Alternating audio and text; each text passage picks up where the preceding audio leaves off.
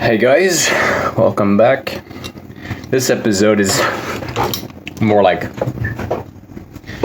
I'm calling them episodes already. I just want to talk about Carnivore Diet, and this is something I just picked up. So I've done in the past tons of like a whole bunch of different types of diets. Like I've tried the vegan diets. I've tried all sorts of diets, calorie restriction for weight loss, right? If you eat under 1,000 calories a day, you're going to lose so much weight very, very quickly. But so I've done that in the past. I've gone from like size 45, size 45 to size 30 or size 29. I've done that 2-3 times already, and I'm doing it now. Last 3 months, I've lost like 13 belt sizes or something like that. And it's never been as easy as now when I've been using the carnivore diet. So I only just figured this out. And the carnivore diet, if you've never heard about it, probably not much is there's it's probably nothing about it that just sounds too exciting at first. But it's something that I really strongly advise that you look into and look for like experts on the subject and watch some research, watch some podcasts about it, look into it, because there's this misconception, that fruits, vegetables, grains are good for us. But really, when we look at like the human biology, when we look at human history, when we look at like what's actually going on in our body, most of those plants are actually super toxic. Like most of these vegetables that we eat, they contain like 50 to 100 plus carcinogens. They contain huge amounts of phytoestrogens. Like a phytoestrogen is just estrogen from a plant, but there's 1,000,000 times more estrogen in a lot of these plants than there is in like, this like low quality, mass produced, fast food, hormoned beef. Like even like beef that's been injected with hormones has 1,000,000 times less estrogen than like your organic potatoes.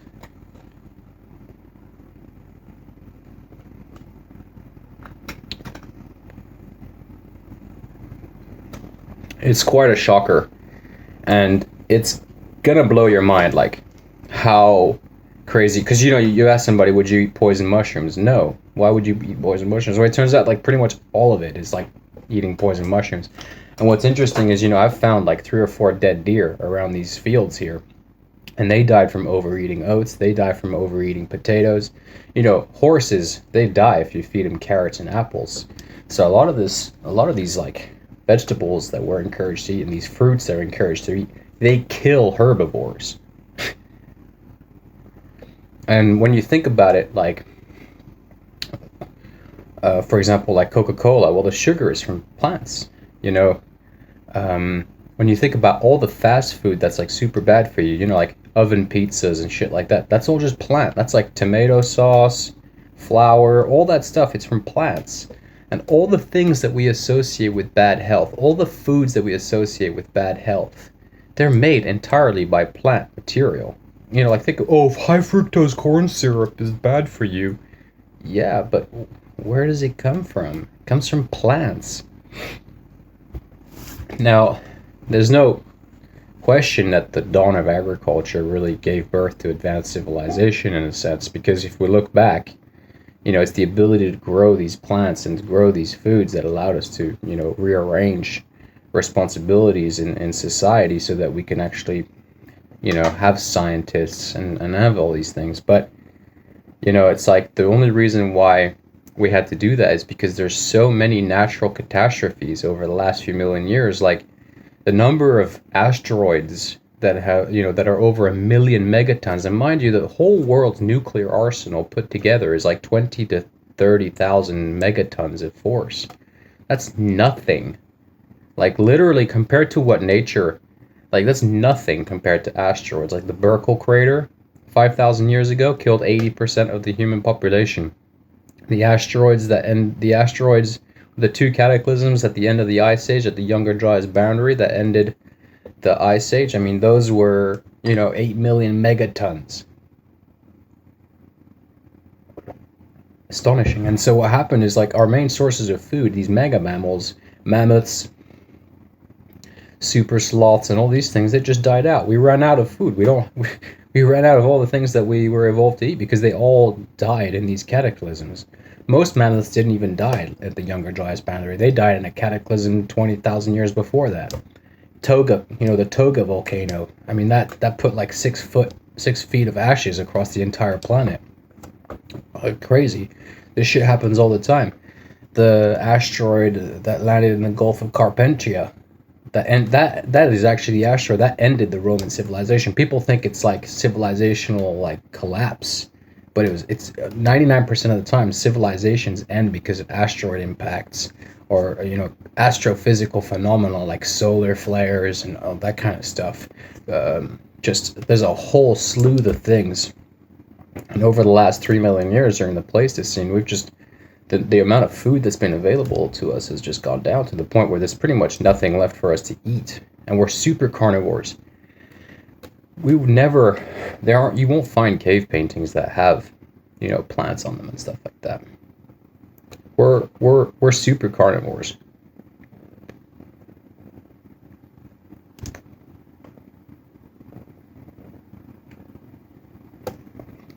We're super carnivores. And we know this because we look at like fossilized stool samples of ancient humans.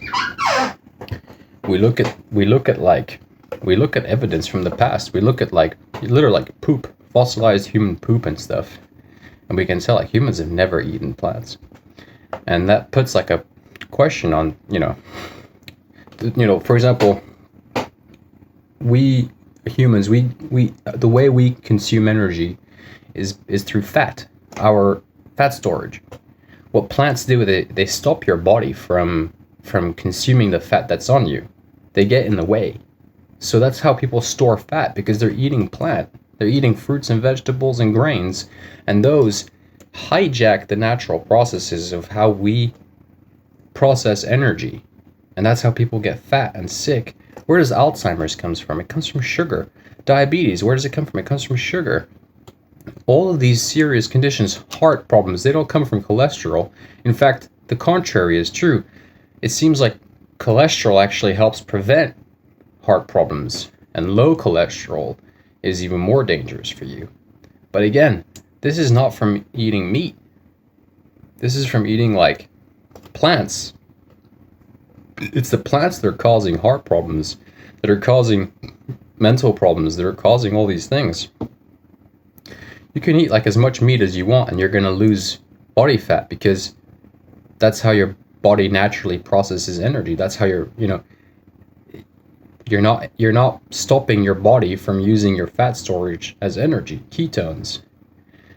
It's much more complicated than this. I don't have a lot of time to film on my camera and stuff, so I'm trying to kind of compress it so that you can do your own research, but I just want to like kind of compress as much of it as possible into one. People, for example, scurvy. Well, scurvy is not from vitamin C deficiency. Well, it is in a way, but it's from forcing your body to require significantly more vitamin C that it's not going to get. And that's from eating vegetables and fiber, which increase the amount of vitamin C your body needs by like 10,000% or 10,000x.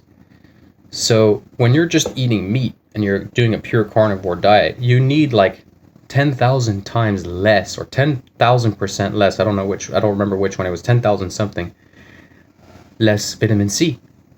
You don't need almost any of it because your body becomes so efficient on meat. And it makes a lot of sense, all this stuff, because if you think about a mammoth, that's like 11 tons.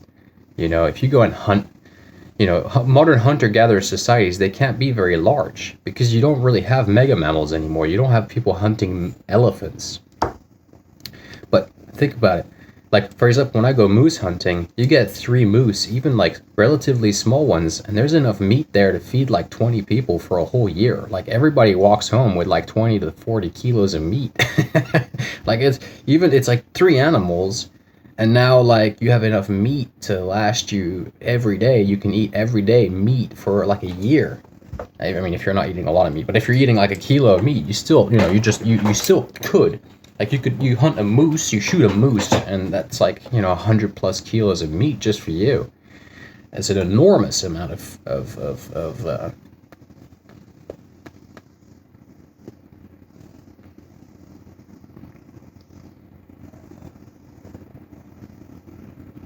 This is actually not carnivore friendly either.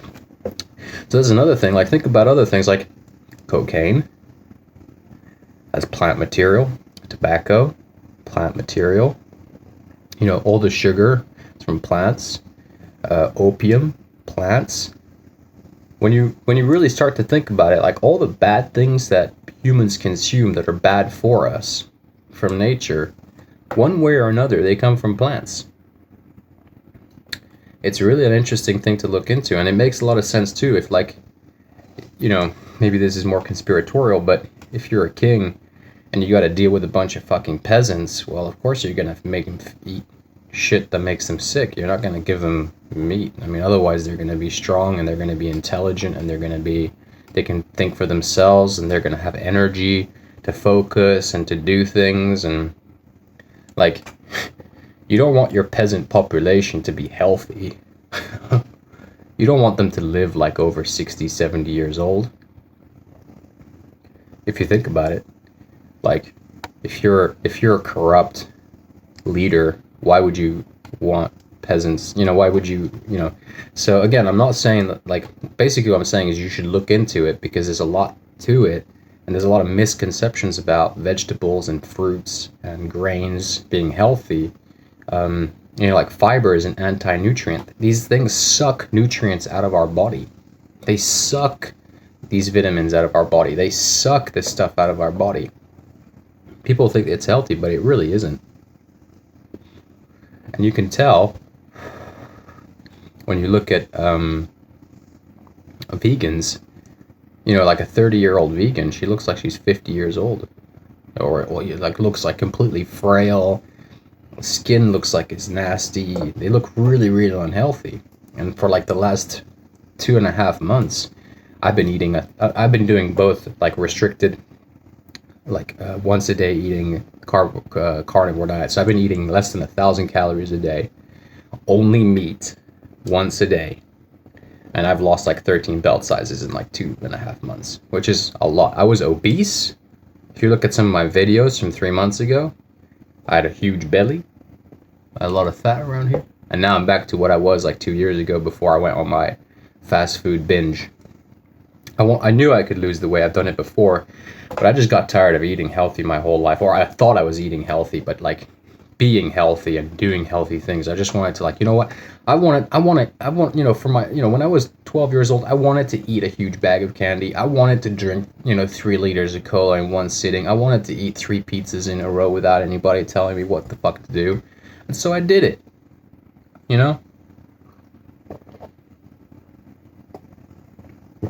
Coffee is not carnivore. Believe it. Tea is not carnivore. You're not supposed to drink tea. You're not supposed to drink coffee on carnivore diet. I do, because I gotta have my, I gotta have a few things. I can't be like 100% sober 100% of the time. If I'm gonna work all day and do like, just be myself, I need to have a few vices. But again, like, think about it.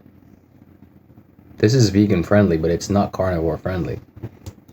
This is vegan friendly, but it's not carnivore friendly. Beer, that's vegan friendly, but it's not carnivore friendly. Think about all these things like gluten deficiencies and gluten problems. Where are the gluten problems from? It's from eating plants. But the destruction that happens inside people's body, it comes from, glyphosates. But the natural pesticides that plants produce themselves are worse than the man-made pesticides. We worry about man-made pesticides, but the pesticides that the plants naturally produce themselves are significantly worse. There's a lot of pesticides out there that are not as powerful as the pesticides that are made inside. Nicotine is a pesticide.